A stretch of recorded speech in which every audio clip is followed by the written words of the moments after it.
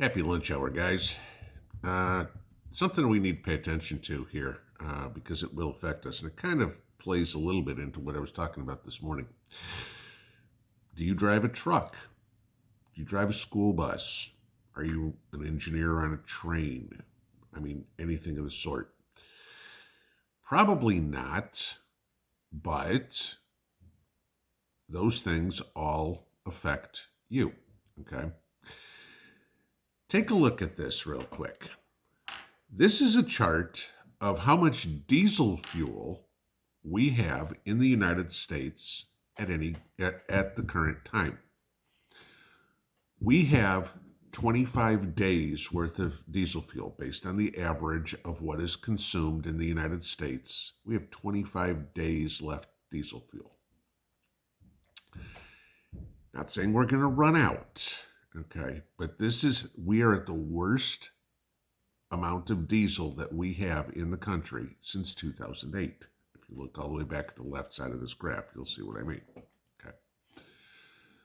What does that mean? Well, diesel prices keep going up. Obviously, supply and demand. We know this whole story. As diesel prices keep going up, that cost gets passed on to you. And what it also means is now you're going to have truckers, trains, school buses, whatever,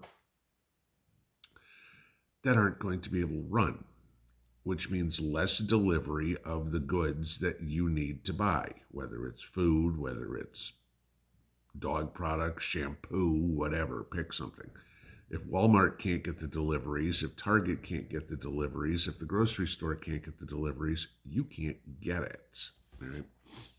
And this is the problem that we are having right now. And it's getting worse. Now, as per normal, the media is going to spin this because this is just another Joe debacle. Everything Joe touches turns to shit. So we know that, okay? Never underestimate Joe's ability to fuck things up. We're a week and a half from the elections, and the liberal media, of course, is spinning this like crazy. And so I was reading an article this morning on it, and while the media is acknowledging this, it's kind of hard not to, okay? One of the comments in a story is, some relief is on the way. At least 2 vessels carrying around 1 million barrels of diesel are due to arrive in New York after being diverted from their original destinations in Europe. Great, okay? And that sounds all wonderful. 2 vessels with 1 million barrels of diesel fuel a day, right? Okay. Each one of them has 1 million barrels of diesel fuel. That means combined between the 2 of them, there's 110 million gallons of diesel fuel on the way. Cool. 110 million gallons, right? Yeah, except here's one problem. The U.S. trucking industry, not school buses, not the railroads, nothing, just the trucking industry, uses on average 128 million gallons per day. Okay. So those 2 vessels that, oh, look, they've got something, we've diverted over, look how great the administration's doing. We've changed this from going to Europe, coming here. Yeah, that saves us about 20 hours more of fuel. Yippee! Okay. It's kind of like something I was watching yesterday on a story of solar energy. And there was a scientist who was saying, all this talk about solar energy, that right now the battery capacity of the entire world has enough electricity to run the country or run the world. We have enough battery capacity in the world to satisfy the amount of electricity used for 75 seconds. That's it. Okay. If every battery was fully stored with solar power, wind power, whatever it is, we could power the world for 75 seconds. This is the same thing that we've got going on. It sounds great when people don't understand the whole picture. Okay. The media is out going, oh, they're bringing more diesel fuel, diverting it.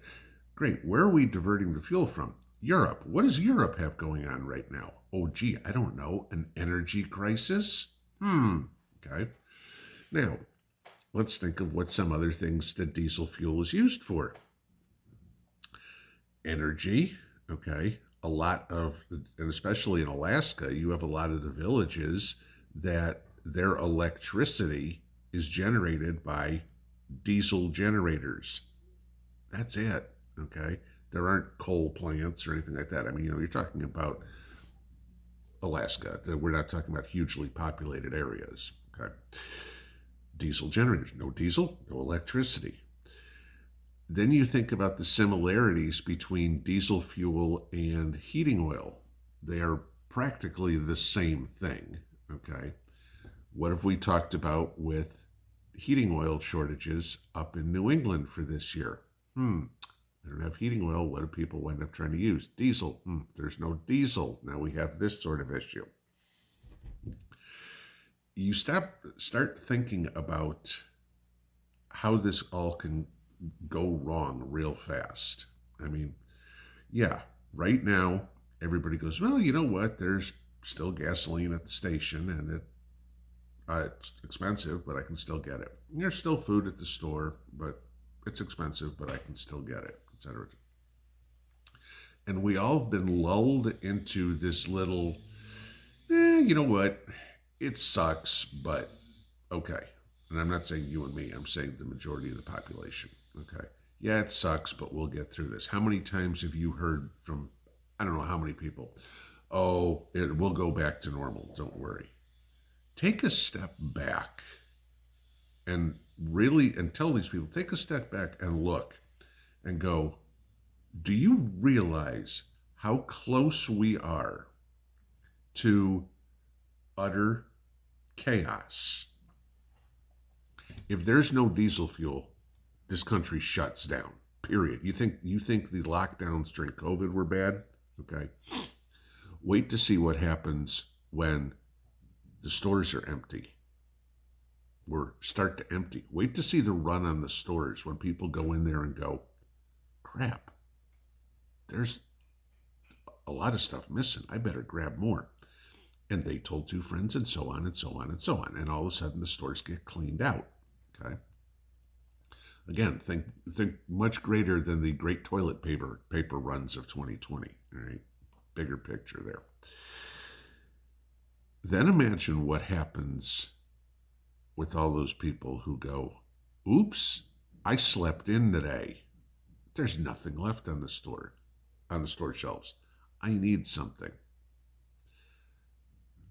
The farmers can't plow because their tractors use diesel. They can't plant because the tractors use diesel. Okay. If the farmers can't plant, guys, guess what happens to food next year? There isn't any. Okay. This is what I'm getting to. As wonderful as it is that you've got these huge corporate farms and everything, you need machinery to plant those. Y'all know how much effort you put into to plant your garden, right? It takes the entire day to get, a 4x12 garden planted or whatever it would be, to turn the soil, do whatever. And again, remember, you're not going to be able to use a tiller or something. Let's talk about hand. Imagine trying to do that on a large scale. They think they have a bunch of oxen that they're going to go pull all these plows with again and go back that way. The last time that was done, the population of the United States was about a quarter of what it is now. All right? Yeah, not quite going to work. But this is the deal. When you see a story like we have 25 days worth of diesel fuel left, and the gaslighting that we're hearing by the media in order to protect the fraud in chief here, saying, oh, he's doing something about it. He's putting Band-Aids on wounds that you get from shotguns. Okay. It ain't going to happen. Keep stocking this stuff. I know. It's like, I'm running out of room. I don't have, if once you've run out of room, good. But if you can find another nook or cranny in the house, put something in it, because you're going to need it.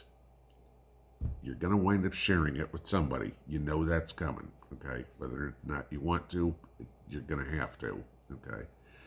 You get to pick and choose who.